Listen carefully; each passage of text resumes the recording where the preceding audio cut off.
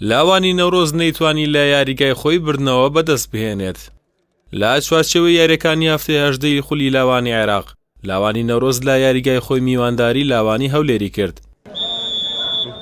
یاری بە بەهێزی هەردوو لا دەستی پێکرد نەورۆز زیاتر باڵا دەست بوو، بەڵام لاوانی هەولێر لە خولەکی 28 لە ڕێگەی موئەید سەفا بە گۆڵێک پێشکەوت و ئەو تایمە بەو تاکە گۆڵە کۆتایی هات. لا تایمی دووەم نەورۆز بەهێرش بۆ سەر گۆڵی هەولێر دەستی پێکرد و دوای تەنها 4 خولەک لە دەستپێکی ئەو تایمە ئەلەن دڵشاد ئەنجامەکە یەکسان کردەوە. با درێژایی یاریەکە نەورۆز باشتر یاری دەکرد، بەڵام لە دوا خولەکی یاری هاوڕە ئیبراهیم بە تۆمارکردنی گۆڵی دووەم نەورۆزی لە بەدەستێنانی تەنها خاڵێک بێبەش کرد و 3 خاڵی گرنگی دایە لاوانی هەولێر.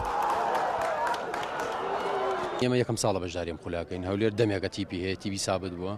ئەمە بیانوو نییە بۆی بڵێ ئەمڕۆ دۆڕایمە خۆدا نەزان تێک ڕایارەکەمە توانڵێ ئێمە کۆنتترۆل یاریمان کرد بوو هەجمە بە دوای هەجمە گۆڵمان ناکرد، بەڵام دیسان نایکەمە بیانوو بڵێن دۆڕاوینەوەکەی مەبیان نەخێر.